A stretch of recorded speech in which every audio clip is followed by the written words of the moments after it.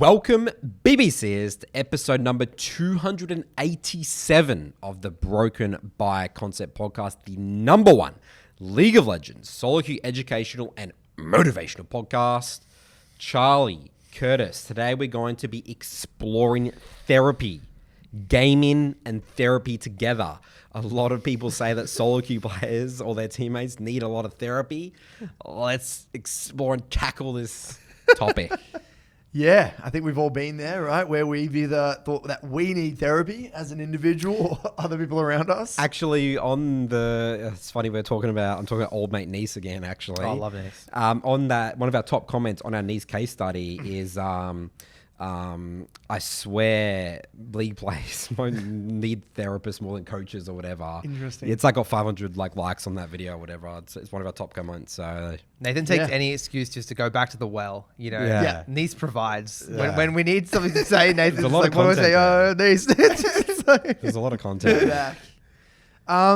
So basically there was a video that got sent in the community and it was titled, "Can video games be used as therapy?" Now, this was a video actually made by a therapist. This guy has a YouTube channel called Euro Brady, and he's kind of a gamer. And he kind of explores a lot of these kind of psychological things through the lens of a gamer, kind of like Healthy Gamer, right? Dr. K. Similar to that, right? Dr. K. And, just high level before we even get into this video, like we've always been a massive advocate of, League being a tool to develop particular things, such as specifically emotional regulation, learning about how to deal with frustration, learning a little bit about kind of getting uncomfortable and dealing with uncomfortable feelings, developing a growth mindset. And we've always seen that there is this overlap between kind of, League being in a very kind of messy, competitive, learning environment, forcing you to evolve and adapt, but also giving you the opportunity to learn more about yourself. So this topic has always been something that's very interesting, and hearing a topic like this really broken down by a professional, I think lends a little bit more credibility to what we're going to really get into. Okay. Because we're not professional licensed psychologists or therapists. We're what do we call them? Armchair psychologists. Armchair Exactly right. psychologists, yeah. Okay, so basically what I'm going to do, I've kind of summarized the major key points of the video. We're going to link the video in the description below. What's the title of the video? Literally, can video games be used as therapy? Okay, so at high level, his first kind of point was that games can have therapeutic value and are a supplement, not a replacement. Okay, and I like the way he started the video because he kind of broke down what are the three main reasons people come to therapy. He said, number one, to develop skills, to develop with things like anxiety, distress, crisis. And this is where things like CBT come into play. Or number two, learn. What's CBT? Cognitive behavioral therapy. Oh, CBT. Okay. Yeah, I think it's a really popular method in a therapy method. Yep, for developing skills and changing behavior. Exactly right. The second reason is to just learn more about themselves, right? To develop insight and connections as to why they are the way they are. And the third one kind of being an outlet to process difficult things. Now, I want to kind of circle back to this second point, which is learning more about themselves, developing insight and connections about why they are the way they are and why they have these struggles in the first place. And this is something that has always come to the forefront of discussions in the context of solo queue and working with people. And we've kind of frequently used the term stage 4 issues because we found that in order to tackle major, let's say, problems with maybe your relationship with the game, or to ensure that you're playing every single game with the intention to express your best self, we've kind of always had to address these underlying root problems, haven't we? We've always had to have discussions like, why do we feel like that? Why am I getting so frustrated? Why am I getting so tilted? And just by the nature of solo queue specifically, it almost kind of acts as this, forcing function where in order to be kind of reliable, in order to have a long longevity in the game of solo queue and to have results over the long run, you kind of do need to have answers to some of these questions. Because you're going to have so many moments. I can think of my journey of hitting rock bottom. You know, it's literally impossible. No solo queue player in the history of League of Legends has been like, you know, and then even if there is people that did do that, I did that initially with my initial climb to rank 2 challenger. Didn't really have much adversity at all. I was just, you know, the game clicked with me, popped off. And then there was many, you know, the meta changes, iterations. I'll lose confidence in my gameplay at points. You know, you start losing, you start tilting, you start getting completely lost in the source. You completely overcomplicate the game. You must build tools to be a long-term successful solo queue player. And especially nowadays with how hard the game is, right? Inevitably at some point, everyone's going to implode. How do you deal when your champion just starts sucking or you know, right defs your champion or doesn't feel the same strength or, you know, items? Like, you know, what are you going to do? You know, what's the toolkit? Are you going to lose your mind and say that the champion's the worst champ of the game, or accept, okay, I need to maybe adapt my build, or I need to put that to a side and I need to let go of that champion for a while and just be comfortable learning new champs, and then I'm going to learn these new champs. I'm going to lose hundreds of LP. How do I deal with that? There's all these things like this. I think it's even simpler than that. Just learning to lose a game.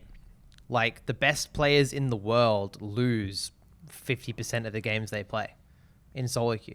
Like, people have they might lose 45% of the games they play. It's like the famous quotes from like Michael Jordan, you know, talking about all his failures. It's like a Nike ad or Roger whatever. Federer also has a very similar. Or was it Novak Djokovic, I think, or Federer or something? I know Federer has one about like he did the stats of how much he's lost in his career, and he's like the best of all time. Yeah.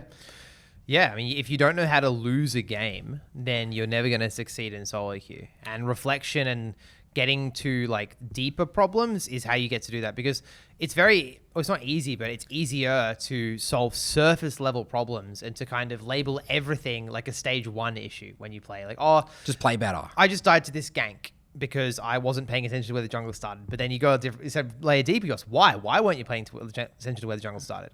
And you can keep asking why and why and why. And the real meat of where you climb comes from asking why multiple times, which is, I guess, similar to what they might do in therapy. And yeah, before we go on, just, you know, riffing on this a little bit more, League specifically and solo queue specifically is this kind of environment that can bring out the worst in a lot of individuals. It can bring out the best of people, and it can be this amazing tool, but it can also be, like a thing that people abuse, and it can bring out the worst in people. And I feel as though, you know, solo queue specifically in the context of League of Legends, it is a very, very, it's an excellent tool for exposing all of your, let's say, insecurities, you know, all of your weaknesses, you know, and bringing them obviously to the forefront. So I think, you know, that's why I think naturally stage 4 issues and the psychology around the game is kind of being brought to the forefront. Okay, so he goes on to talk about how there's kind of like 3 things that he tries to bring about when he's working with his clients. There's an awareness of like what is actually happening. Then there is an insight into, which is like the why, like why do these problems, why do I actually have these problems? And then there is change, like how do I actually fundamentally change my behavior? And it really reminds me of how we break down problems in League of Legends as coaches, right? We say, okay, what actually happened here, right? There's a death. Let's say you die to a gank or you lose a 2v2, what happened? And we say, well, why did that actually happen, right? Did you not track summoners? Were you not leaning and warding? Did you not calibrate the win condition in the lull states? What actually happened? And then we say, okay, well, how do you actually fundamentally change your behavior here? Knowing what we know now, if we were to try and change and actually improve at the game, what would we actually have to do? How would you have to be thinking in that moment to come to a different decision? That kind of thing. Exactly right. And this is something that like we've realized, I think, intuitively in our coaching. And this is what's really funny as we go through this video. There's so many parallels with the way we break down League problems as coaches and how this therapist is actually approaching, really digging into the weeds of human psychology. Because this is where like toolkits and some of the mantras that we were discussing in the last episode come into play. Like how do I change my mindset and make a different decision in a certain situation? Well, if you have these mantras or toolkits to refer back to in the game, then that'll fundamentally change how you behave. Yeah, right. Totally. And I just want to say one thing I notice as well a lot with other coaches, and I'm not saying this is like a judgmental thing. I would say this is just currently the landscape of coaching in League of Legends. A lot of coaches are great at doing what, and even sometimes even why. They may say, you know, this is what's happened. This is why it's happened. And then the rest is up to you to figure out. But I think the next level of coaching and kind of what we really, you know, I think try to bring to the forefront of our WTL academies is not only what happened, why it happened, but how would you actually tangibly make that other decision? Mm-hmm.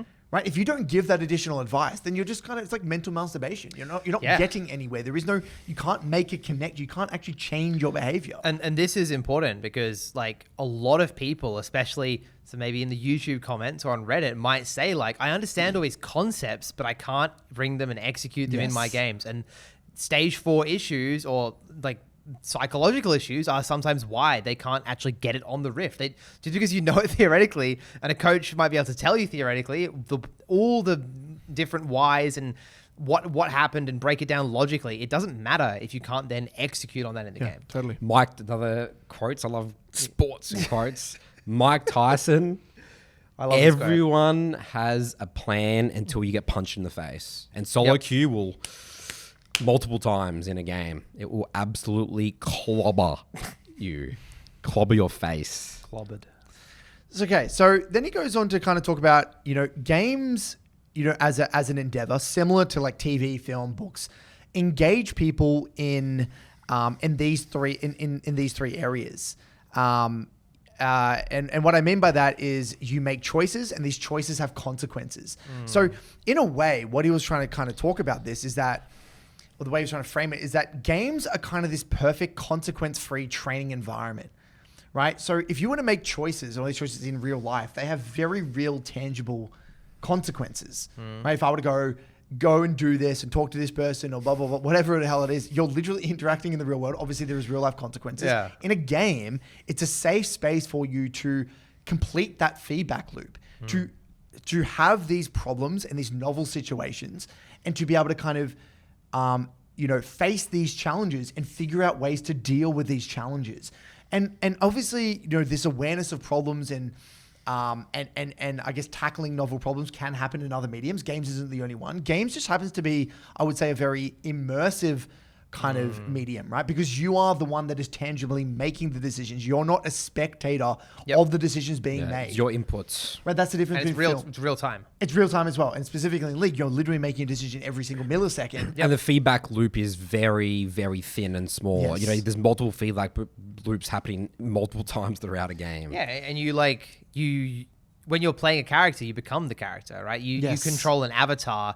You try and do what that character would want. That's what you know what I mean. Like if you're playing Rek'Sai, you whether it's conscious or unconscious, you think, what would Rek'Sai do in this situation? Like, how does Rek'Sai win this? No, you're game? actually spot on as well because he was actually mentioning because when he was doing this video, he was more talking about it through the lens of a lot of other like single player games where you're like playing you're kind of completing the plot as this character. Yeah, role playing games. Yeah, role playing RPG. games. Yep. Yeah. Whereas like. Yeah, that has a lot of value. Obviously, you're still making choices, you're interacting with the world and whatever. But League is that next level where there is no kind of like, it's fully up to you. You know what I mean? Yep. You're not constrained to follow a particular path. You can obviously there are some constraints. You're still on the Rift, right? And have cooldowns. But you can express yourself. You can express truly yourself through that kind of medium. And so as a result, he was talking about how like, this, you make choices have consequences, and this awareness of yourself comes through putting yourself in unfamiliar situations. And games are constantly putting you in unfamiliar situations. And because when you think about stage 4 issues and psychological problems, a lot of the time it is coming about and you're becoming more engaged in unfamiliar scenarios. When you're in your comfort zone and you're doing things that you've always done, it's not as challenging. You're in your safe space. It's not as much of a challenge. But League, every single game that you ever play is a novel experience. No two games will ever play out the same. So it's this constant kind of like brutal, again, real life training simulation of choices, decisions, and actions, right? And that is the beauty of gaming. That's why it can be this, again, really interesting medium to see how you respond to challenge. This is the flight simulator is a very good way of training pilots. I say it's so effective because think about it, you can't physically, get into a plane and dealing with it. You can't just put yourself into a situation where you're about to crash. The flight simulators has completely changed the game with how pilots train. Like I think it's like the Microsoft simulator. People actually learn by themselves on there and can become pilots, like by themselves, just like self-study. Same like with doing these things. surgeons. This is really big when you're studying medicine, is you do VR now. when you're doing. I mean, because of that concept again of there's no consequence. Yeah, because you it's just a game remove the reset. risk, but you still have all of the feedback. Yeah, And so what you're It's talking actually about, OP, really. It's OP. It's insanely broken OP. by Yeah, concept. Yeah. because what you're talking about there is like a real tangible skill, right? In the context of therapy, I mean, yeah, there are skills in terms of like, I guess that, we can frame it in terms of like developing real skills, but we're talking about this in terms of soft skills, developing soft skills. How are you actually managing your emotions in these scenarios? Because the way you view it, right? There's like imagine you're in a flight simulator, right? You're learning the skill of, okay, how do I, land a plane or take, do all this stuff? Procedural, very hard skill. But then you're also training it. You could actually train another level, which is, okay, let's simulate an environment where you've got 1,000 passengers. It's messy conditions. How are you maintaining your stress levels? And you know what I mean? So then there's the soft skill element. Yep. And I guess what we're trying to get across here with gaming is that it's less so, I guess, the tangible skills you're developing. It's more the soft skills that you're looking to develop. And so, something that Jono, again, we'd love to shout out Jonathan Brown, performance director back in the day with Direwolves. We've done 2 episodes with him on our podcast channel. episodes. Check him out. Really great episodes. He's always been this massive kind of advocate of like, life and the modern day society. Things are changing very quickly. There's a lot of uncertainty, okay? Whether it's technology changing, AI, whatever, the world is changing very quickly. And League obviously mimics that with patches happening every other week. The game is changing and evolving. You have to develop different skills. So League is, again, this environment where, the question is slammed in your face. How are you going to deal with that uncertainty?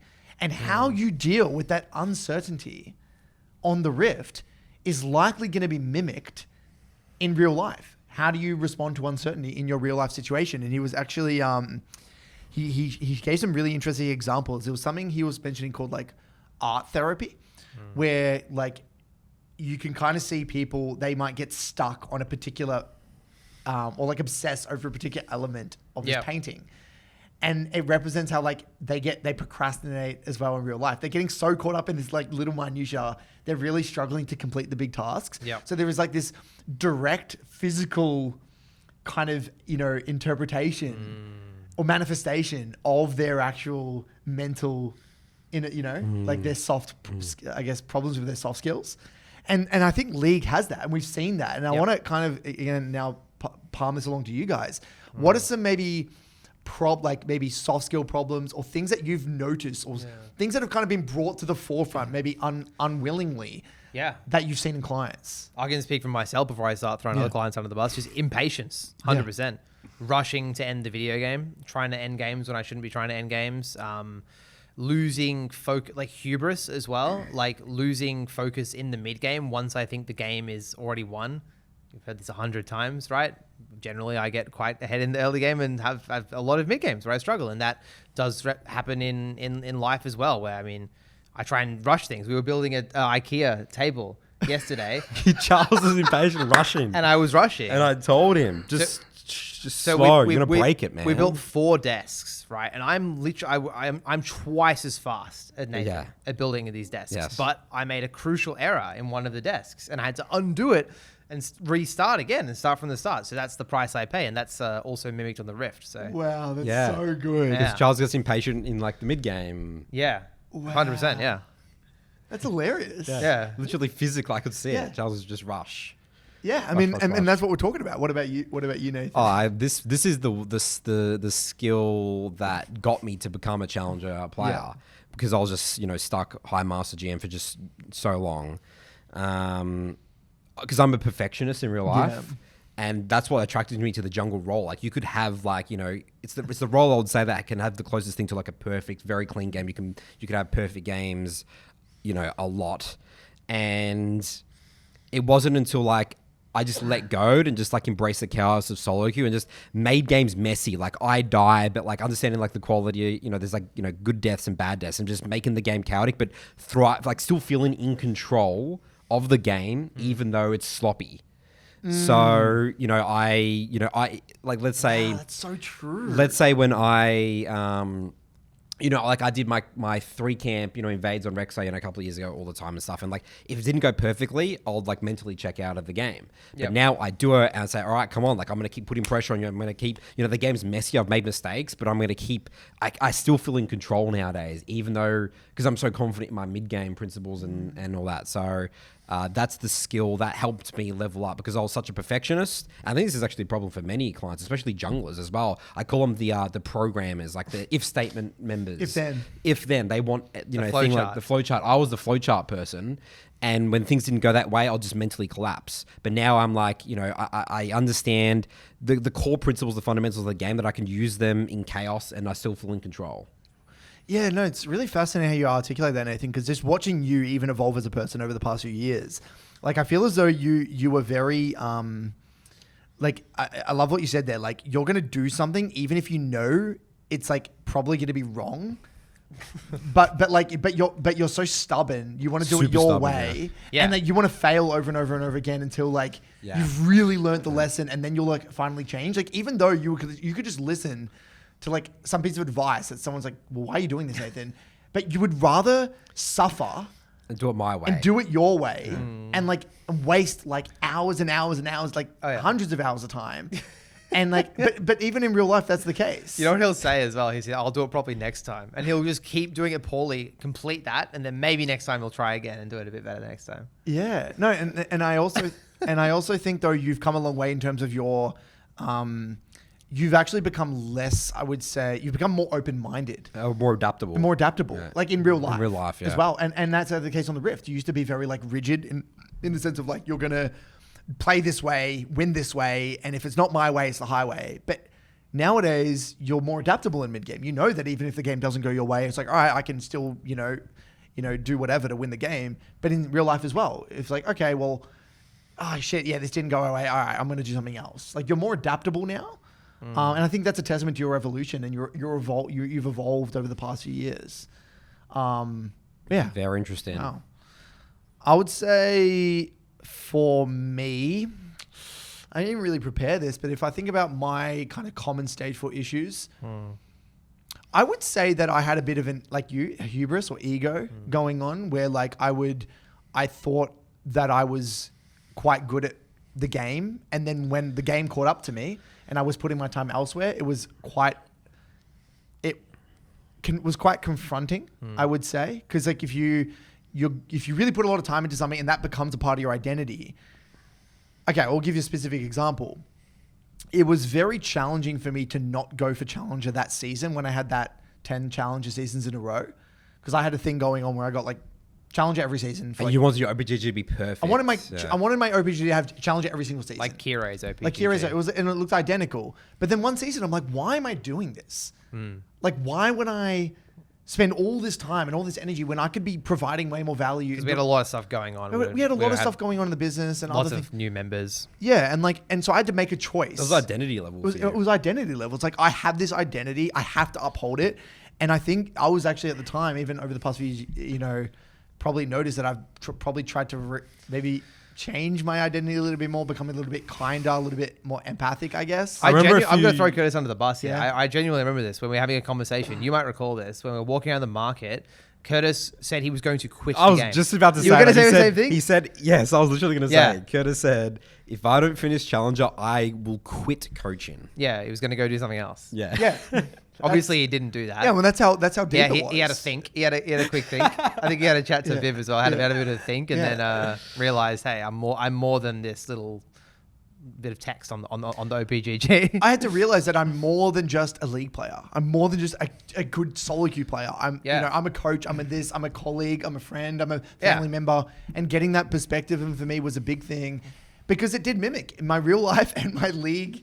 We're like completely 1-to-1, ratio, in that sense. And like letting go of my ego and letting go of these external expectations I placed on myself kind of allowed me to be more like, okay, if I look like an idiot, I look like an idiot. And I would actually even say, now that I'm kind of reflecting in real time, that's even reflected in the way I do my YouTube videos. Yeah. I feel like sometimes I used to be very like, not nervous, but like, I would care about what other people thought about what I created. Now I just literally don't give a fuck. Like if someone likes my video, they don't, like I don't care. I create what I want to create. And I think that that's actually made it easier for me to record and make content. So that's another thing I'm just thought off the top of my head. Your best content has come out whenever you've not yet or just made videos that the topic that you're passionate about. Yeah. It's like that, the master tier one. Master tier manifesto. Like that video, a lot of the hardcore people, especially our community, were like, this is like the best YouTube content. Because it came from a place of, you're so interested in the topic. You had to make the video. Yeah, but you didn't care if it got 10 views. No, I was going to make it regardless. Yeah. And it didn't even make sense from a time perspective. No, it took ages. Because it took months. I think it took me 2 months of my time to prepare. And the video we're referencing is what's the title called?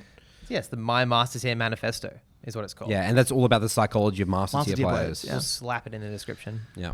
So as we're hopefully demonstrating here between all three of us, there are direct correlations between the way your personality manifests on the Rift and your stage 4 issues and how that manifests in real life.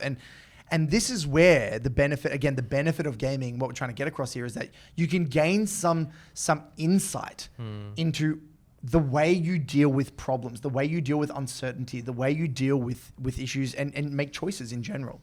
Yeah, because I think we always say that, I think you came up with this, Curtis, that League is a mirror, right? Well, a mirror isn't just a one-way thing. It's a two-way thing. If you change how you behave on the Rift, it can change how you behave in real life. Equally, if you change how you believe in real life, it will change how you behave on the Rift. So it goes both ways. And that's proven. Think about how many mailbag questions people have saying that League helped them. The skills that we're literally talking about here has helped them in real life get jobs, have better relationships.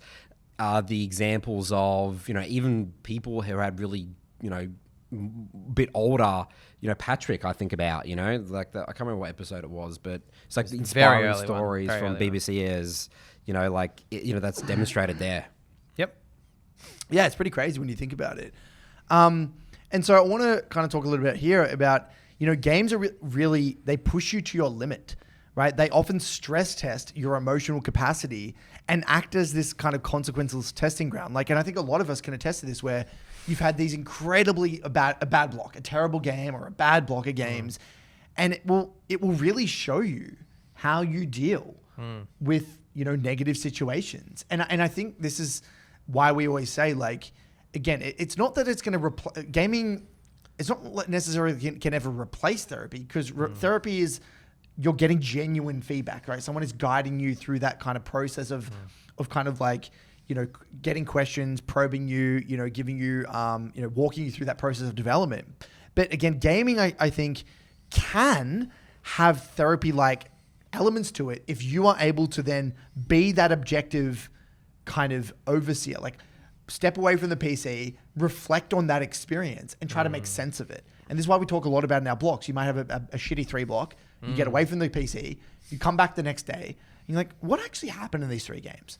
What happened? What bothered me? What tilted me? And you can actually start having a dialogue with yourself, and you can actually start kind of entering that conversation and learning a little bit more about why did you act in that way? What was going on here? And that's why you were mentioning, Charles, the 5 whys, getting into the whys can really provide a mass amount of insight.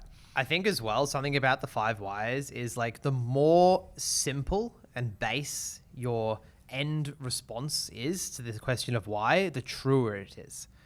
A really true answer you can get to at the core of something would be something I just don't give a fuck about winning, or I would rather get kills than win, or I am judging my teammates. These kind of things is simple statements that kind of encapsulate how you were feeling at the time, and that can manifest in a whole host of problems inside of the game, but it's just one thing that causes many. I think that's what. Or I don't feel as good. I don't feel like at least for me early on was, I don't genuinely think I can improve. Yep. I don't think I can improve. I don't believe I can improve. Or I think solo queue is coin flip. Something like that. You unlock a belief that you might hold, I don't think I'm talented enough. Something like that. Yeah. Yeah, and it's, or I care about what other people are thinking of me. Something like this. Yeah. And it's not that you're necessarily going to have all the answers to how to deal with this, right? And that's what we try to help people, maybe give them some toolkits, and we try to do that here. But that's where, again, that's why gaming can only really be a supplement. It can bring the problems to the forefront. I don't think it necessarily gives you the tools. But I will add there, though, it can give you the actual medium to work on the skill. You can practice the Yeah, tools. you can Yeah, you practice can. It's like the gives you the tool. platform. It gives you the platform to do it, but it won't do it for you. Yeah, You it's know? also incredibly unintuitive, I would Yes. say. I don't even know percentage-wise who would even use gaming like that. No. We try and help people do that, but it's very much an outlier. Yeah. It's interesting because we're talking about this topic of therapy and gaming. I would say most people view it the absolute inverse, that gaming makes you need therapy. Yeah, exactly right. Yeah. That's what they comment says at the beginning. Everyone in Yeah. solo queue would say, most average solo queue player would say, yeah, if you play solo queue, you probably need fucking therapy. It's like, you must be going through some Or you shit. play League of Legends. It's But- like framed. You play League of Legends. Yeah, it's a negative thing. for That sure. means that you need therapy. Yeah, you need therapy. Yeah. Well, if you break that down, right, what people would say then is that you're playing a game, a Yep. video game as an escape, right? You've got these issues, and that you're trying to block out the noise through gaming as an escape. Also, I think people think playing the game creates issues. That's the Right. general narrative. That's the people hold. narrative, and Yeah. and I would frame it in a way where, okay, I would say for some people, yes, I think it can Addiction. It can Exacerbate issues, correct. existing issues. I would say that's really more what it is, and whether that's creating, you could say it's creating, but it's more exacerbating underlying issues. It brings out elements of your life Yeah. that you're not really addressing, or you don't even know exist, and it's shoving it in your face and saying, you fix this or else you're going to suffer. And then some people don't know how to deal with it, so they Yeah. just block it and continue to suffer. Yeah. That's what League is. So people say, by people saying you shouldn't play League, in a way, they're kind of right. If you're not going to deal with your issues and you're just going to shove it under the rug and play League in a miserable mindset, well, they probably have a point. And the shittest part about that as well is it's a double-edged sword, because if you're playing League with this shit mindset and you're addicted, which unfortunately a lot of people are, they're not getting stimuli from other things in their life. So it becomes a negative feedback loop where you hate League, but all you do is play League. So you hate League more, and then it just becomes, And it's but I GG. think it is also a little bit unfair on League though, because like this happens with many other games and many other addictions. Yeah, 100%. You know what I mean? It could be Netflix, it could be smoking weed, it could be alcohol, right? Gambling. I mean, everyone, like, my point is that all of these things are just, I guess it's even unfair to compare gaming with like gambling or, something ruining your health. But like, my point being is that everything abused is going to be detrimental to your health, whether physically or mentally, right? So like, yeah. Anyway, and the last thing I just wanted to kind of mention here, and I think maybe why people really enjoy the WL Academies is that it's a safe space, right? It's people who are all sharing this kind of journey together, Struggles and knowing that you can fail and be supported. And I think in the context of people who maybe struggle with stage 4 issues, the actual communities themselves are such an amazing place, because so many people are there who have been through similar things. Yep. It's a shared struggle, and it's a shared kind of tacit agreement. And it's like, you know what, guys, we're all here. We're all trying to have a crack. We're all probably struggling with maybe similar things. And then the people that have gone through that learning journey are able to guide the other people and share their experiences, whether it's through even the coaches sharing the daily tidbits, whether it's the articles, or even just people chatting. Like we have mindset section, whatever. Yep. Mentors. And that is, I think, where I think gaming, and I'm not even just going to use League specifically, gaming can be such an amazing thing if you're surrounding yourself with people that treat the game with respect. Yeah, one of the biggest things in the Discords is people reading each other's reflections. Yeah. We have a Solo Queue Reflections channel where people drop like insane valuable information. People who go through climbs that we've seen, but we can't relate to it firsthand. Like people going from like silver to like platinum, and what that feels like. The narratives in those ranks. I'll shout out Soup recently in the Botlane Academy. Soup joined Botlane Academy last April, I want to say, as an Emerald player, and just got Master for the first time and documented that process, did a beautiful write-up in Solo Queue Reflections. And we had so many people, I can't remember, someone said like, this is like the most truest thing I've ever seen written about League. Like there's so much knowledge that these people are getting, because not only are they like improving at the game, but they're improving in such a thoughtful way that it's very intentional and like replicable for other members as well. So just being around others who are, like you said, treating the game with the respect and seeing progress, it's what's the word? It's I'm lost now. What's that word? It's contagious is the word I'm looking for. It's contagious to be around. And just being able to be vulnerable. Yeah. Right? Being able to just be like, you know what? I had a really tough block, guys, or I didn't know how to handle this situation. Can someone help me break? Like being able to be vulnerable about what you're struggling with and what you don't know, I think is so valuable. Now, just to kind of riff on this a little bit further. So Gifts, who is a long-term MLA member, he's actually been going through his PhD, and I think he's recently just graduated. He's literally a doctor now. Gifts, he's an OG MLA member. Yep. Dr. Gifts. Dr. Gifts now. I think he literally changed. Did he change his name to Dr. Gifts? I think his name on the MLA before was Dr. Gifts. Anyway. Gifts MD. And so he's trying to be a therapist or something as well, right? Yeah. And I actually sent him the video, added him, and he actually gave some comments. So we're going to read through some of his comments and kind of maybe riff on this. So he said, I watched the majority of the video. Super interesting. I agree with what a lot of what they say, although I think it's worth differentiating between therapy and therapeutic. What people find therapeutic, here being used as synonymous for reducing distress, is often not the same as therapy, since many forms of therapy can be very distressing for the client in the moment. It's also worth noting that League is not really a video game in the traditional sense. A video game being something that people can often associate with a lack of distress or fun. It's another beast entirely. And as a side point, I think that people equating the two can really mess up their League journey. I think that's such an accurate point, guys, because League is not the average video game. Nope. Can you view, Call of Duty Zombies or whatever? Candy Crush the same as League of Legends solo queue? No. They're not even in the same boat. I hate, and that's why I've always, the term video game, everything's umbrellaed. Even like gaming and esports are two different completely, that's always the thing that we struggle with in when we talk to people outside the industry back in our dials days. It's like people were conflating and it's gaming with esports. It's not even that other games aren't hard, by the way. Like I've been playing a bit of Hollow Knight on the Switch with my partner at the moment, and it's a hard game. Like beating the bosses in that game are really tricky mechanically and stuff, but like it's hard in an easy way.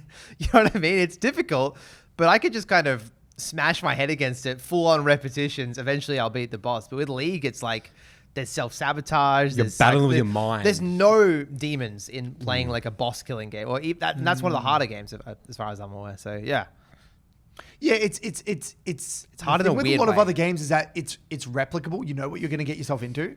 Right? Yeah. With a lot of other games, but League, every single game, every single experience you have is going to be unique in some way, shape, or form. Yeah, it's multiplayer. So can League be therapeutic? He says anything's possible, but in general, I would say no. It's a very competitive environment and not likely to reduce distress in those that play it. In fact, managing emotional distress during League can be a very big challenge for many. But how about its use in therapy? Well, there have been therapies developed in video game adjacent areas. For example, superhero therapy, developed by Yania Scarlett, PhD, helps clients process their struggles through the lens of iconic superhero tropes and is useful for managing stress, depression, and trauma. There have been also several protocols created for TTRPG, Dungeons & Dragons, to help clients with first episode schizophrenia and relearn social skills. So can video games be used as therapy? I certainly think so. Although, as the therapist said in the video call, it depends on the case. Video games could be used for fostering self-expression in a self-environment, which is kind of what we're talking about, increasing rapport and building client-therapy relationship, and practicing social skills under the guidance of a therapist, and probably some others that I'm not thinking about. I love how also he's come to the conclusion at the end of the video saying, yes, but depends. You know how we always say, because people get really frustrated, we've got to get into the details. Let's look at the case-by-case basis for problem solving in League of Legends, because people want the blanket thing and be able to say, hey, mum, look, gaming can use as therapy. I'm getting therapy playing video games, but you got to get specific. That's what it is for everything. The grey area. It's always the grey area. And I actually really think it's important to mention, we have a biased sample size because the people that watch our videos and the people that are in our programs are probably a little bit more comfortable with the competitive aspect of video games, right? We're playing a competitive video game, but there's a lot of people out there that if they were to play League of Legends because they heard it was good for therapy and learning about themselves, and they have no background or interest in competitive endeavors, they might find it one of the most stressful things in the world. So I think it's really important that we really, I guess, bring that to the forefront. I love the way he's framed it. There's nothing therapeutic about the Rift. It's war. The Rift is war. The Rift is like hard, painful. It's fulfilling. It's not like, yeah, it's definitely not therapeutic. No. I will say, what happens when you enter flow state? Is that, Therapeutic? I don't know. Because I can play a game of Rek'Sai and it can be very therapeutic. No, but Full yours- clears, top to bot, beautiful, just clean ganks, beautiful resets, I don't know what game tempo, you're- I don't know what game speed. you're playing. I get very therapeutic Rek'Sai games. Sounds like a bot game.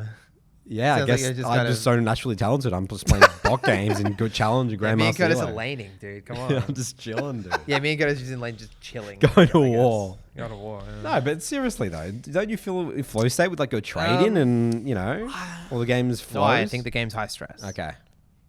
I don't know. Like, I think there are parts of it that can be really like you're so familiar with the situation that it is kind of like That's therapeutic. Wouldn't be the use. I the wouldn't word really you use the word therapeutic Yeah. for me personally. No, it's But fa- again, it's- I don't really view the act, literally the act of piloting my character as therapeutic. It's more I like do, yeah. it's whatever you do. Okay, that's fine. I mean, that's the gray area there, right? But The mod area. the mod area. That's the little corner inside the gray area. That's the correct. mod area. That's all right. His own little corner. That's Exactly my own right. corner. But I would say it's more like the actual act of improving at League of Legends is therapy. It can be therapeutic for me. And again, for some people less so. Yes. Other people whatever. But Yeah, I mean, there's something therapeutic about seeing clarity through haze, like knowing that something is really confusing and then figuring out what the Yes. hell happened. That's a good feeling. That's a Yes. therapeutic feeling. yes, But that Or- happens after the fact. It's after, yeah. Yeah. It's within it's like the within the improvement aspect. What about clarity in the game? Like you're playing the game, I see very clear. I feel clear how to win this game of League of Legends. But therapeutic? Well, like I've never really like what. It's like you feel fulfilled or you feel. You wouldn't feel fulfilled during the challenged. game. Yeah, I don't know. I'm just Could be a Interesting. terminology So thing. like again, guys, if you let us know in the comments what you guys think. You know, we'll be linking the video if you want his professional take in the comments. But let us know your thoughts on this. It's a bit of an interesting topic. We're going to move on to another one here, and I had someone in my DMs begging for this topic. And basically, this is making weird and novel champions work. So there's a lot of people out there that want to play some niche little champion in a role. Yep. It could be Heimerdinger jungle or center mid, whatever. Some obviously something that wasn't designed to necessarily be there. Yep. And they enjoy that. And specifically, they want to know about the actual process, the literally tangible step 1, 2, 3, 4. How should someone go about doing that if they want to do this? Yeah. Charles. So, putting me on the spot a little bit. That's I am. quite a brief. It's like Charles. No, but okay. So I have Palm it off to the most intense example I can give of this is an Olaf AD carry player. Sorry, I shouldn't even say AD carry. An Olaf bot laner Yeah. who joined Bot Lane Academy last year. I think they were like gold when they joined. They literally got master tier playing Olaf bot lane. Olaf bot lane is a Mental. crazy cheese pick. Yeah. And this is what I did to help them, right? I'm not going to take credit for the journey, but I was there. I did coach him. I think it was the only coach in Bot Lane Academy who was up to the task of coaching Olaf, because I played a bit of Olaf in other roles, which of course I have. Played a bit of everything. Charlie. So what I tried to do, right, is take the champion and try and figure out what the essence of that champion is. Take it out of the role for a second. Like, what does Olaf do? It doesn't matter if you're playing Olaf in the jungle or Olaf in the top lane or Olaf in the mid game. Olaf, the champion, is built with specific things in its kit. Just because you lock it in a specific role, it doesn't change the QWER. So he likes extended traits, right? He needs precision with his Qs in terms of holding the Q for high threat. He needs mana management with his Qs, right? Because it's very high mana ability that you can't really spam quite frequently. You've Player got on summoner spells. Ghost, summoner spells, the long Summoner lane. cooldown. He needs playing around your ulti cooldown, very ult reliant champion. You need space to work with. You can't be in he's a melee champion, but you can't kill someone fast. And you can't really trade either. You also need to be comfortable playing on low HP because you're a champion that thrives on low HP with the W. And you generally need to have quite a bit of specificity with how you use your spells. You can't just smash your keyboard, right? You have to hold your spells quite a lot. What I initially did is I basically transposed top lane Olaf fundamentals to the bot lane because a lot of it works together. And then it's just the matter of okay, so what is specific around bot lane that doesn't exist in that initial place that we can then patch over? So it's in bot lane, there's range champions and there's 2 people. So how do we navigate that as Olaf? Well, it's okay. In top lane, Olaf can be quite aggressive level 1, can't he? Because he's a very strong level 1 champion. His Q, his cooldown gets refunded. But in bot lane, you don't have a very strong level 1 at all because the enemy's a range champion. If there's 2 of them, they're going to fuck you up. So we now need to play safe. We need to get our level 3 going before we start running at them. And we also just need to be very quick to pounce because range champions are squishy and immobile. So if you land 1 axe, you can run them down. So a bit of a tweak there to adjust. So start with the champion, take the original role, transpose that onto the new role, and then patch over any sort of differences was how I handled that. I don't know how helpful that was. Maybe that's just for the one guy watching for Olaf, but maybe you can change that to other champs as well. No, that's really... What do you reckon? Yeah, it's really interesting. I love that actually because I kind of do that in a slightly different way, but I actually started at a very similar place. Right, my goal would then be, what is the fundamental identity of this champion? Like if you, for example, someone's telling me that they want to play Gragas mid. It's like, okay, well, what do you want Gragas's mid to be? What do you perceive Gragas mid's identity to be? Are you going to go full AP and you're just a one shot, like they're playing kind of like an assassin, glorified assassin? Are you playing full tank and you want to play minimize and create space and fires and peel? And start with like the identity. What is your job? And then once you have your job and your identity in mind, then you need to start creating like your reference points. Like, what are the things that I need to do? Do I need to get to my level 6 before I do things? What are some like items that I need to get to? Are there certain conditions that I need to meet? And you kind of start there. So again, working backwards from your identity to create reference points. And then from there, I would just say, then you go into your games, you see what problems are happening. And then, like you said, you kind of reactively solve problems as they crop up. It's like, okay, well, I feel like I keep getting chunked out of lane before I can become relevant. Okay, do we need to alter our early ability usage, our wave management, our runes, our build? Is there something else that we need to change? And then you just kind of iteratively solve the problems, I would say. So I would say, and the key difference comparatively to like a more traditional champion is that you kind of already know what problems they're going to face. And already you can preemptively plan, right? Like, okay, you're going to need to learn these skills. Boom, boom, boom, boom, boom. Because without them, you can't do this, this. And it's all like laid out. Niche champ, like those novel champs, you need to spend your time figuring out every single element. You're literally starting from scratch in every single element because you don't have oftentimes anyone to draw inspiration from. There may not be an Olaf bot player elsewhere that plays it, or a Gragas mid or whatever that you can just look at and copy. You know what I mean? That is the major disadvantage. It's not even the fact that it can't work. It's that you're the one that has to kind of cross uncharted territory, and no one can tell you what to do. We got to figure it out through experience. I was going to tackle this in a way of defining what a weird and novel champ is and why it's a weird novel champion League of Legends. And the way that I'll define it. So every champion has clear strengths and weaknesses, and you must all in on the identity. But these champions are novel and weird in League, and is because you can win very hard with these champions, but lose very hard where you just can't win that game against certain team comps or whatever. Like when I think about a champion of the most like Heimerdinger, right? So Heimerdinger, I would say, is a bit more of a weird, more niche champion. Heimerdinger is fantastic against melee champions, but against heavy range comps, with the worst useless champion in the entire game, right? You'd have to sort of adapt in the game. You have to play a bit differently against those team comps. So like a big part of learning these champions, these novel champions, is fully accepting that you're going to insta-lose some games. And some games are going to be super easy because people get tricked by these novel champions where, let's say they play an Heimerdinger game, they go 15-0, and they're thinking that they're learning the champion, but they're actually not. It's just one of those really easy champions. Easy games for that champion. Easy games for that champion. And now, I'm not to say that other champions don't have that, but let's say it's like, I think of like a Jarvan jungle or whatever, you still have your bad games where let's say people have a lot of dashes, jumps, all that sort of stuff, but, you're against maybe more heavy melee champs, you get stat checked a lot by like Darius' the Renekton's or whatever it is of the world, but you're more versatile. You're probably not going to see a Jarvan going 0-10 in type games. Yeah, they're generally more useful from an even state. Yes. I would say as well. That's a good way, definition-wise, of like, you're talking about the more meta champions, right? Yeah, like Olaf AD carry, if you've played into like, I don't know, like like an Ash Morgana or something, game's over. You just win that game, you know? Just run them or down. like Vel'Koz's Ash. Yeah, or just run them like down. that, But yeah. I want to add something onto that as well. What makes a traditional champion is that they're able to fit the definition of what the role is fundamentally meant to do. Yep, that's correct. Yeah. Right? Like, so like there are certain archetypes in every role because the way the game is designed is that you need to fill that archetype. Yeah. Someone needs to do that job. A really good example, someone like a champion like, you know, like Jinx or whatever. Like Jinx gets obliterated by so many champs or so many things, but you know, some of the best players of all time, you know, Jinx has been meta for AD carry because it fits that role of AD carry so well. So if you play the role AD carry, position and team fight stuff with Jinx like the perfect AD archetype, it doesn't matter. It's always going to do something. It's always going to do something. I want to give you right. a very neat, an interesting one. Okay, so let's talk about bot lane for a second.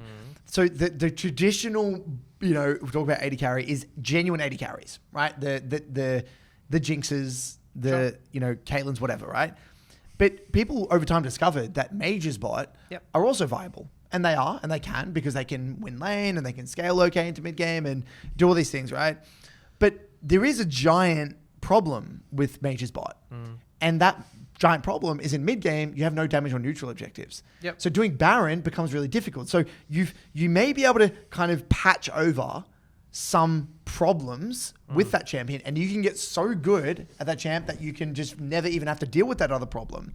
But the reality is that that problem is still going to exist, and you'll have and so some people don't even know, and they're not even aware of the future problems they're creating by picking a novel champion. You know what I mean? It's like, look at me, I'm playing this, you know, Harmonia jungle, and then they might have a series of games where it all goes well, but then you'll have a series of games in a row where like you just don't have the toolkit to be able to solve these problems. I mean, this happens more and more like the higher up the ladder you go as well. You look at champions like Teemo top that thrive in lower ranks. It's like, well, Teemo top just wins a shit ton of matchups, kills people, takes the turret, but how are you going to end the game with the Teemo top? You know, like that's a champ. That's a pick actually where, interestingly enough, I would say like below silver especially, that is a pretty standard top laner, but it becomes more niche the higher up. You would say that like a Master plus Teemo, well, it's niche. You play Teemo and Master, like, because it's just so useless at specific things, you know?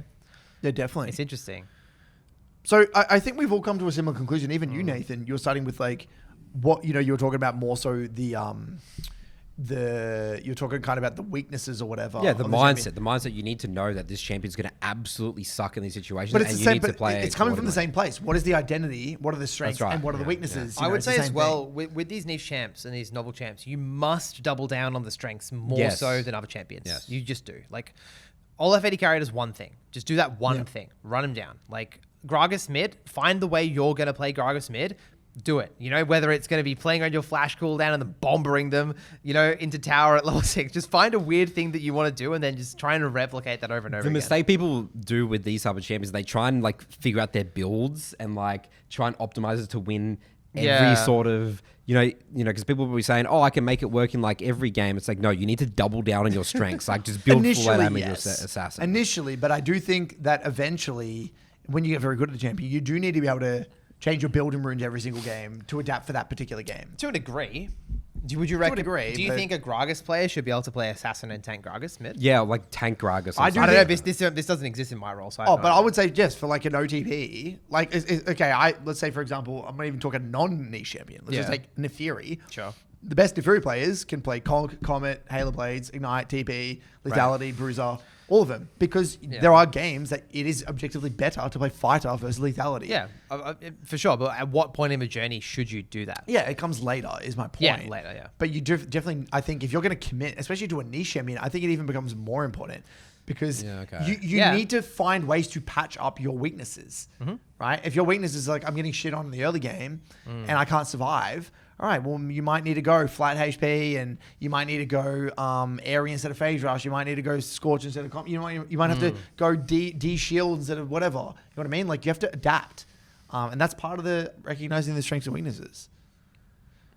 But that obviously creates other challenges because then your identity shifting and then it gets messy, right? And it just needs to be a process of like, and I would argue that people should initially double down. Yeah, you have to begin it. Yes, it's like the because you need to develop the skills. It's like the statement of like, you know, you need to know You need to like sort of master it first, so then you know when to break the rules. Yes, you need exactly. You need to. It ties into that framework, right? There's like the Dreyfus model of learning, I think it was called. It's like the step number one is like, you just play right with no rules at whatsoever. Yep. Then you find out the rules, you execute with the rules, and then you actually break the rules intentionally, and then you play with no rules. Yep.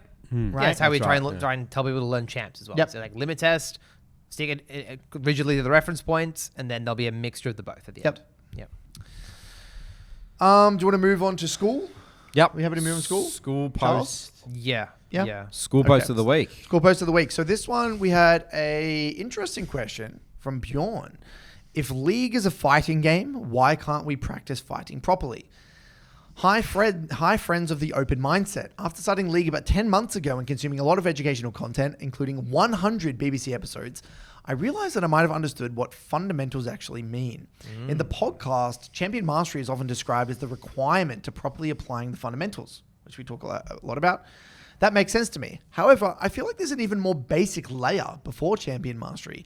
Very, very fundamental mechanical and fighting skills that apply to any MOBA. Spacing, trading, recognizing limits, which seem to be largely overlooked in guides and discussions. It sometimes feels like I jump straight into advanced math without fully understanding 1+1. Nathan, Curtis, and Charlie often emphasize that League of Legends is at its core a fighting game. I fully agree with that. But outside of simply playing the game for thousands of hours, I don't see a clear or deliberate way to actually train those fighting skills. Whenever this topic comes up, the most common answer is it just seems to be just play more. Coming from a high-level Counter-Strike background, this is what frustrates me the most. In Counter-Strike, if you want to improve at a skill, whether it's spray control, angle clearing, retakes, movement, you jump into a highly isolated and efficient practice mode or workshop map. Whereas in League, aside from training mode, ARAMs, or full 30 to 40 minute games, there doesn't really seem to be an equivalent way of deliberately practicing fighting or matchups. At the moment, I've somewhat band-aid fixed this problem by playing jungle. It's the role that fits me the best, gives me the most enjoyment, and aligns well with my background as a long-time CS in-game leader. However, playing jungle masks this issue to some extent. While it doesn't show as clearly in this role, I already notice it in my team fight and skirmishes where I'm not quite on point. Oh no. Especially back... Sounds like someone we know on this podcast. Especially back when I played top lane, my learning often felt very inefficient. I would get demolished in a matchup, study the VOD, and then only face that champ again 15 to 20 games later, until then having forgotten half of what I learned. So my questions are, am I missing something? Is there something that I can do that is more efficient, to practice these core fighting skills? And two, if not, do you think League would benefit from isolating training modes? Thank you for reading. Looking forward to your thoughts. Nathan, how do you help junglers fight better? Just play more. Loki loved that answer, by the way. Yeah, I do. It's a direct quote from Bot's mouth, by the way. just play more. No, how do you help junglers fight? Because junglers suck at fighting. That's my narrative, right? Yeah. Like, because you can't fight as well.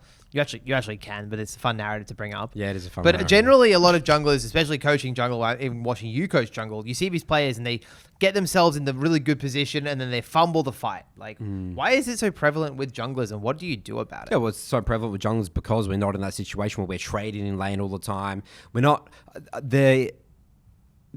I guess...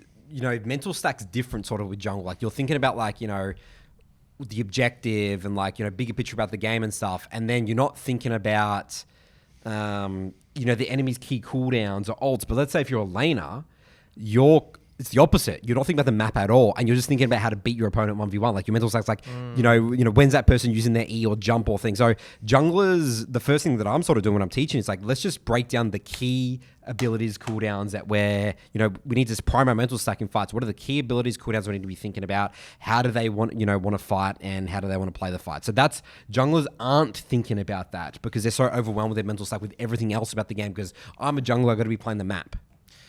I know on Jungle Academy, Parbu has a video called, is it 12 Fighting Principles? Yeah. Do you know the 12 fighting principles off the top of your head, or could you list a few of them? Because I know playing around Fog key of cooldowns War, is one of them. Key cooldowns, yeah. So the key cooldowns, that is the biggest, the most important one, I would say.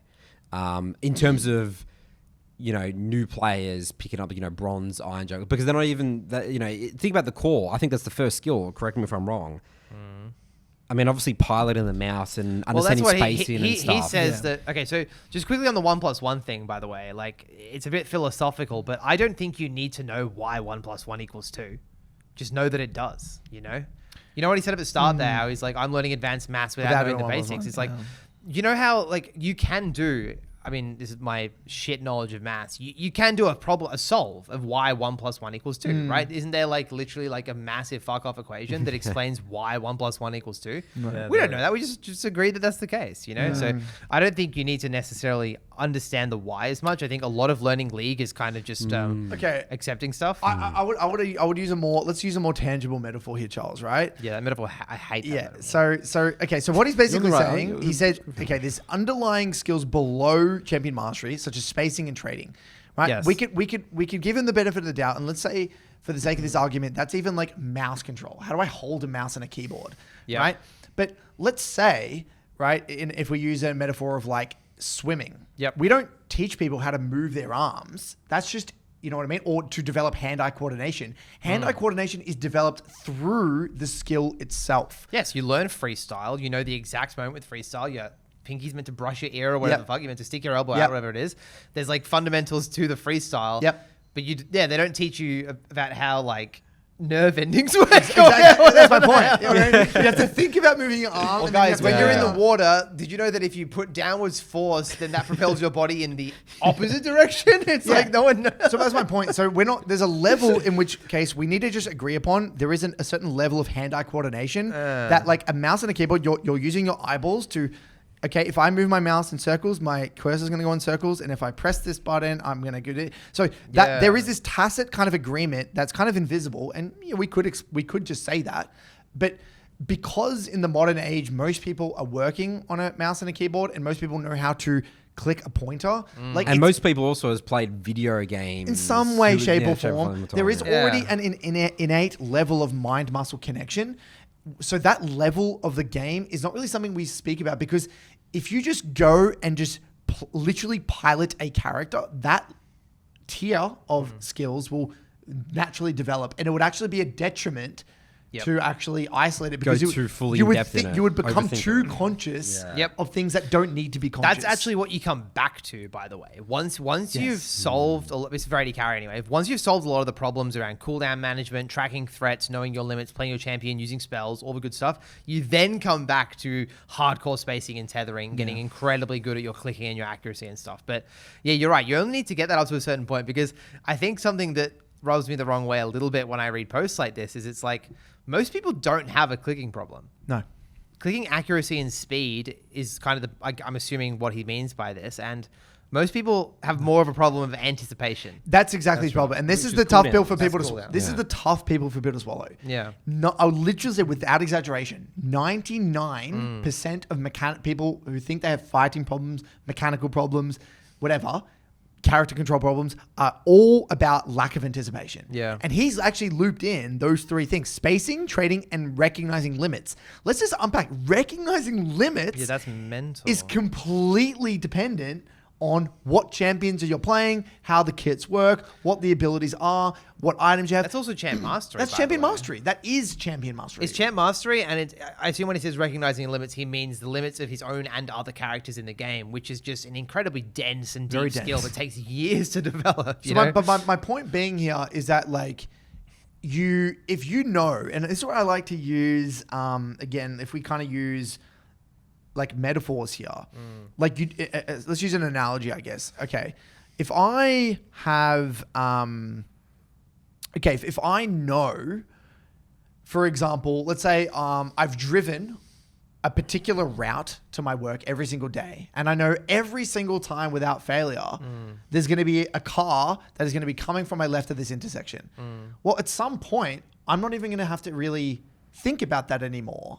Right? That's just going to be kind of muscle memory. Yep. And that's going to be part of I'm anticipating it. So I'm not reacting to that information anymore. Maybe at the very beginning, the first time I saw that, I had to react to that. It's like in Groundhog Day. Have you seen the movie Groundhog Day? How he gets so used to the routine that happens throughout the day, everything becomes automatic. It's almost memeing on the how repetitive it is. Exactly right. For sure. And so the first time you quote unquote reacted to that car coming out, you would have had to use reaction times. Yep. And then every other time past that point, you're not using reaction times anymore. You just know it's going to come. So it's like, all right, I primed my mental stack. There's going to be a car coming out. All right, I can just move around that or brake or whatever. So you're just literally thinking about, okay, given I know it's going to come, what do I do? Yeah. And that's not difficult. People don't struggle with that. When you know what a champion does, you know, okay, I'm versing a Amumu. This Amumu is going to try to cue me and then arm me. Okay, well, it's not hard for me to sidestep this or at least be thinking about what's going to happen here because I've seen this happen a few times. You know what's cool about this is, and I'm just trying to visualize this now, but I think there's like 3 stages to this. I think there's the pure reaction time. There's the the conscious anticipation, where you have to go through the mental model of prime the mental stack, literally talk to yourself, this is going to happen. And then there's the next tier, which is like the unconscious anticipation, which is, I think, what we would do all at certain parts of the game, right? Where I'll be in lane and I'll just be clicking my mouse in such a way that I'll just dodge the Ezreal Q, you know, but I wasn't priming myself for the Ezreal Q. I've just done that so many times that I know that that's the case, right? Yeah. So I think there's an unconscious anticipation that you unlock once you've kind of, played the same thing over so many times. And that's flow state, I would say as well. That's Like when I play my best fighting, like I'm actually not thinking at all. Like I'm, you know, exactly when the Yasuo is going to go in, and I'm going to sit there and unburrow Rek'Sai, and I'm, you know, I know, you know, to click 4, I know how they're going to react instantly. Like I click 4 quick backwards.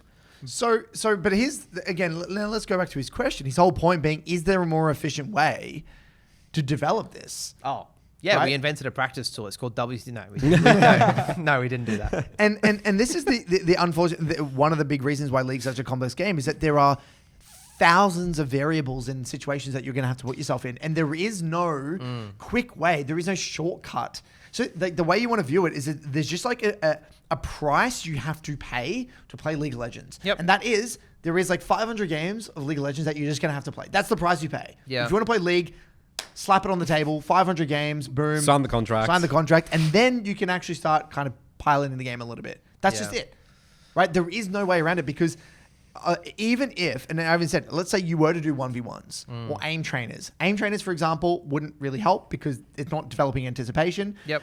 1v1s may help you with anticipation in that one specific matchup, but are not going to help you in any of the other scenarios as any other champion. Yep. And then what else have you got? There's basically nothing else you can do. So the only thing you can really do is just play a bunch of the game. Now, this ties back to my actual answer. Okay. So I said fighting is a multifaceted skill made up of many elements: champion knowledge, mechanical competence, understanding what your job is, understanding what your kit is, mental stack freedom to be able to be aware of your environment. There's a lot that goes into that. So what it reminded me of was this thing I heard a long time ago about jiu-jitsu. Okay. And in jiu-jitsu, to give people context, I don't really do jiu-jitsu, but this was actually from that famous jiu-jitsu coach. You know, the bald dude, John Danaher, I think it is. He was the coach for, wasn't McGregor. Might have been, no, not JSP. No, it wasn't Conor McGregor. It was another. He was a coach of someone else, maybe Tony Ferguson or something. I remember. Anyway, he was kind of walking about this thing how there's 2 types of training. There's kind of like static drills and static training where like you're doing drills in isolation. So let's say, all right, we're going to show you how to do an armbar. This guy lies on the ground. You go there and like you just do this thing. There's no like, it's very like isolated, right? But they said the problem with static training, and he says too many jiu-jitsu academies would overemphasize this, because it doesn't have any real translation to practical fights. Yeah. Because the moment you get in a fight and you're trying to armbar someone, they're kicking you in the head, they're moving, they're using their strength, they're pulling you. You can't actually do what you want to do. So then you have live drills. Right, where it's like, okay, you're going to try and armbar this guy, but this guy's going to fight you as if you're in a fight. He's going to use strength, he's going to kick, he's going to move, he's going to wiggle, and he's going to inject all this chaos. And so what they found in his academy, his jiu-jitsu academy, is that they emphasize these live kind of active drills. And so what League is you have static drills, which is kind of going in practice tool, going in a 1v1, doing that sort of thing. And then you have live drills and live training, which is solo queue, and playing the game. And the live training is actually the most effective way of complex skill development, because in League, like in jiu-jitsu, it's a very complex skill. right? If you think about in jiu-jitsu, you've got like gravity, you've got the floor that you can leverage, you've got strength differences, you've got flexibility differences, you've got how you're angled, people's height differences. There's so many like awkward little extra dimensions. In a league, it's the same thing. One person might be clicking faster than the other. One person might have slightly better reaction times. One person might even have a different build, a different leveled up his abilities differently. Yep. You've got jungle pressure. You've got support pressure. This game you got your jungle's hovering you. The other game you're not. My point being is that every situation is so dynamic. So the best way to fill in those gaps is to enter these live scenarios and embrace the chaotic nature of these learning environments, and that is the most efficient way to train. I like the first thing that I have always struggled with in my League of Legends is Gallios. One game I'm playing, it's a full AP Gallio. Yes. The second game I'm playing, it's an attack Gallio that does no damage. And I get thrown off all the time because the damage, I'm like, oh my God, it's got one shot, or wait, this guy's doing no damage. I could just be killing this guy walking forward. That. I totally relate to that as well. The Storm Surge Galio that just boom pops you randomly. But yeah, that's interesting. Yeah. I think, just to play devil's advocate a bit, I think there is definitely some value to like 1v1s and 2v2s. It just needs to be like the ratio needs to be weighted way towards solo. To real games, like live like, scenarios. There's nothing wrong with like doing a bit of 2v2 or 1v1 and being told like, oh, this matchup has this little interaction in it. But you only need to hear that like once per matchup, and then it's up to you to go and practice that. Exactly, you know? right. And so it would be 1v1ing and 2v2ing, and we do that in the top lane academy and the bot lane academy, 1v1 chamber, 2v2 chamber. It's a complement, a supplement to solo queue, and it should be done when you're trying to learn a specific thing. Yeah, it's a matchup or it's more about the interactions between champions and the nitty gritty than it is about necessarily fighting. It's not about fighting. Yeah, it's not about fighting. No, it's more about like, what are these champs capable of? How do they interact? What are the limits? What can you get away with in this matchup? That sort of thing. Yep. It's more about strategy, actually. Yep. It's about the More than matchup, anything. the blueprint of the matchup. Yeah. I will say, last thing I'll say here for me is that when I review coach Lilia players all the time, I see fat clicks. They don't click close to your character. And I say click closer to your character is your learning objective here. Be intentional with your clicks. Watch my Lilia guide. Yeah, because they're clicking, because they're not used to the movement speed and how much they don't realize how much potential you have as Lilia to win fights. Speaking of movement speed and Galio, I watched a Jinx in a review get a reset and sprint into a Galio E. Like this morning. Oh no. Was it AP Galio? No. But they still died. But they couldn't control their character because they started zipping around with the Jinx passive. So they're doing fat clicks, not short clicks. Fat, yeah, very little fat. clicks. PHAT fat clicks. Yeah. You know?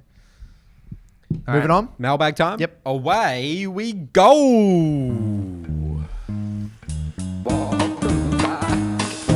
Nathan's Mailbag. Jingle, jingle, jingle song.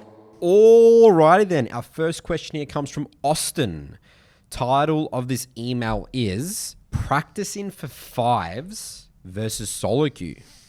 What's up, coaches? My name is Austin, and I'm a gold jungler in the Jungle Academy. I've got a question about training for my fives team versus solo queue.